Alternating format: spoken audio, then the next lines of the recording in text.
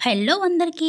ఒక చైన్‌ని నార్మల్‌గా వేసుకునేదానికంటే ఈ విధంగా ఒకసారి ట్రై చేయండి. చాలా బావుంటది. ఏదైనా చిన్న అకేషన్‌కి వెళ్ళినప్పుడు ఒక చిన్న నెక్లెస్ లాగా గూడా కనిపిస్తది. చాలా అందంగా ఉంటది. ఫస్ట్ నార్మల్ చైన్ ఇదైతే దీనికి ఉన్న హుక్కుని తీసేసి ఇక్కడున్న డాలర్‌ని గూడా తీసేస్తా ఉన్నా. ఈ చిన్న డాలర్ ఏసి చైన్ లాగా వేసుకుంటాం గదా!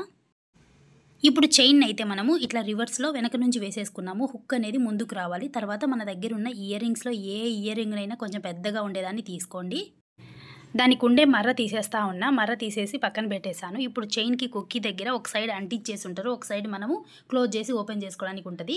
ఒక సైడ్ క్లోజ్ చేసుంటారు కదా! ఆ క్లోజ్‌లో హోల్‌లో నుంచి ఇప్పుడు మన దగ్గరున్న ఈ ఇయర్ రింగ్‌నయితే పెట్టేసి బ్యాక్ సైడ్ మర్ర పెట్టేసేయండి. ఇప్పుడు ఇక్కడ చూపిస్తా ఉన్నా గదా! ఒక సైడ్ క్లోజ్‌లో ఉంది. ఒక సైడ్ ఓపెన్‌లో ఉంది. ఇప్పుడు ఈ హోల్‌లో నుంచి ఇయర్ రింగ్స్‌ని లోపలికి పెట్టేసి దీనికి మర్ర పెట్టేసేయాలి. తర్వాత దీన్ని బ్యాక్ సైడ్ నుంచి ఇలా వేసుకొని ఇప్పుడు ఈ కుక్కీ దగ్గర క్లోజ్ చేసేసేయండి. ఒక చిన్న నెక్లెస్ లాగా డిఫరెంట్‌గా బాగా కనిపిస్తది. ఇయర్ రింగ్స్ ఎప్పుడు ఒకేలాగా కాకుండా ఇలా గూడా ట్రై చేయండి.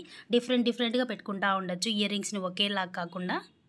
స్టోన్ ఇయర్ రింగ్స్ అయినా ఏవున్నా గూడా ఇలా వేసుకున్నామంటే చాలా గ్రాండ్‌గా కనిపిస్తది నార్మల్ చైన్ గూడా. ఒకవేళ మన దగ్గర ఇలా లేకోకున్నా రోల్డ్ గోల్డ్‌వి పెద్ద ఇయర్ రింగ్స్ ఉంటాయి గదా! వాటినైనా దీనికేసుకోవచ్చండి. చాలా అందంగా ఉంటది. సన్నగా కనపడే చైన్ కాస్త ఇప్పుడు చాలా డిఫరెంట్‌గా వస్తా ఉన్నాయి గదా! సన్న చైన్ వచ్చేసి పెద్ద డాలర్ వచ్చేసి అలా మారిపోతుంది. ఇప్పుడు చూపించింది ప్లెయిన్‌లో ఇయర్ రింగ్ పెడితే ఎలా ఉంటదో, స్టోన్‌లో పెడితే ఇలా ఉంటదండి. చాలా మంచి లుక్ అయితే ఉంది స్టోన్‌లో అయితే. పెద్దది పెట్టామంటే ఇయర్ రింగ్ ఇంకా బావుంటది.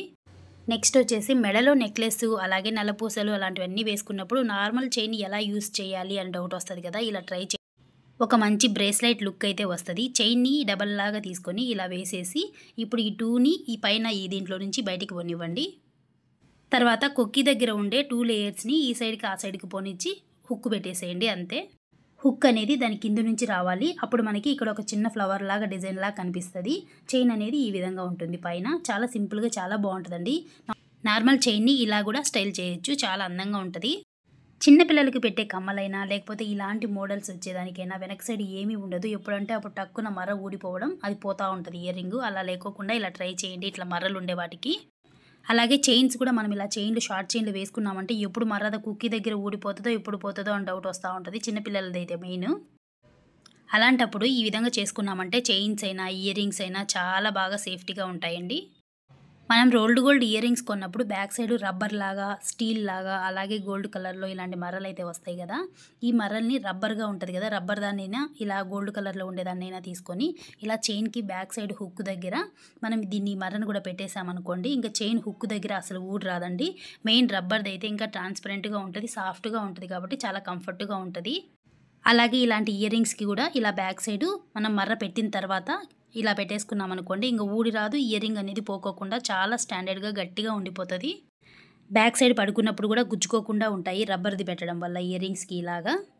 ఇలా రబ్బర్‌వి ప్రిఫర్ చేయొచ్చు. గోల్డ్ కలర్‌లో ఉన్న వాటినైనా ప్రిఫర్ చేయొచ్చండి. కుచ్చుకోకుండా ఉంటాయి. అలాగే కంఫర్ట్‌గా ఉంటాయి. అలాగే సేఫ్టీ మెయిను. నెక్స్ట్ ఎప్పుడైనా ఫంక్షన్స్‌కి అలా వెళ్తా ఉంటే ఇలాంటి పెద్ద పెద్ద బుట్టలు పెడతా ఉంటాం రోల్డ్ గోల్డ్‌యి. అలా పెట్టినప్పుడు మనకి వెనక మర్రలు కనపడుకోకుండా ఉంటాయి ఒక్కొక్కసారి టక్కున. అలాంటప్పుడు వెళ్ళేటప్పుడు అర్జెంట్‌గా వెతకలేం గదా! అలాంటప్పుడు ఇలా చేయండి. జస్ట్ మర్రని ఇలా బెండ్ చేసేసేయండి. తర్వాత ఇయర్ రింగ్ ఎలా అయితే పెట్టుకుంటామో అదే విధంగా పెట్టి ఇయర్‌కి బాగా ప్రెస్ చేయండి. ప్రెస్ చేయడం వల్ల బాగా గట్టిగా స్టిక్ అయిపోతది. జారి ముందుకు పడ్డం గానీ ఇయర్ రింగు, అలాగే జారిపోతా ఉండడం గానీ అసలు ఏది లేకోకుండా వెనక సైడ్ మరలయి కనపడుకోకుండా చాలా ఈజీగా ఎళ్ళిపోవచ్చు ఫంక్షన్‌కైనా, ఏ దానికైనా. కొంతమందికి ఫింగర్ రింగ్స్ చాలా టైట్ అయిపోతా ఉంటాయి చాలా తొందరగా. అలాంటప్పుడు ఇలా ట్రై చేయండి. చాలా ఈజీగా పెట్టుకోవచ్చు ఎక్కడికైనా వెళ్ళేటప్పుడు. ఏదైనా ఆయిలు, వ్యాస్లిన్ అలా పూసుకొని ఎక్కించుకున్నామనుకోండి ఫింగర్ రింగు డౌట్ అనమాట. వాళ్ళకి జిడ్డుగా ఉంటదేమో, డ్రెసెస్‌కి ఏమన్నా అవుతదేమో అలా డౌట్ వస్తా ఉంటది. అలా లేకోకుండా ఇలా ట్రై చేయండి. జస్ట్ ప్లాస్టిక్ పేపర్‌ని ఇలా ఫింగర్‌కి చుట్టేసుకొని రింగ్‌ని ఎక్కిచ్చేసేయండి. తర్వాత ప్లాస్టిక్ పేపర్‌ని లాగేసేయండి అంతే. చాలా ఈజీగా ఎక్కేస్తది. తర్వాతొచ్చేసి ఇలా ట్రై చేయండి ఒకసారి. పెన్నయితే తీసుకున్నా. పెన్నులోంచి రీఫిల్ తీశాను. రీఫిల్‌ని కొంచెం షార్ప్ చేస్తా ఉన్నా షార్ప్‌నర్‌తో. ఇలా కొద్దిగా షార్ప్ చేసామంటే ఇలా ఒక స్ప్రింగ్‌లాగా వస్తదండి. ఇది ప్లాస్టిక్ గాబట్టి చాలా సాఫ్ట్‌గా, ట్రాన్స్‌పరెంట్‌గా ఉంటది. కనపడదు.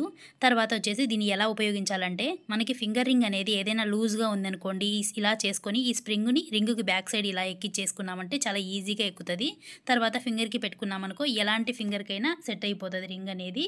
మనకి జారి ఎక్కడైనా పడిపోద్దేమో అని డౌట్ లేకోకుండా చిన్న ఫింగర్‌కైనా, పెద్ద ఫింగర్‌కైనా దేనికైనా పెట్టుకోవచ్చు. ఇలా చేసి లూజ్‌గా ఉన్న రింగుని సెట్ అయ్యేలాగా చేసేసుకోవచ్చు. ఇలాంటి useful videos, reuse ideas, beauty tips చాలా ఉన్నాయి నా ఛానల్‌లో. ఎవరికైనా వీడియో నచ్చినట్లయితే తప్పకుండా సబ్స్క్రైబ్ చేసుకోండి. అలాగే మరిన్ని వీడియోస్ కోసం నా ఛానల్‌నయితే ఫాలో అవ్వండి. Thank you. బాయ్.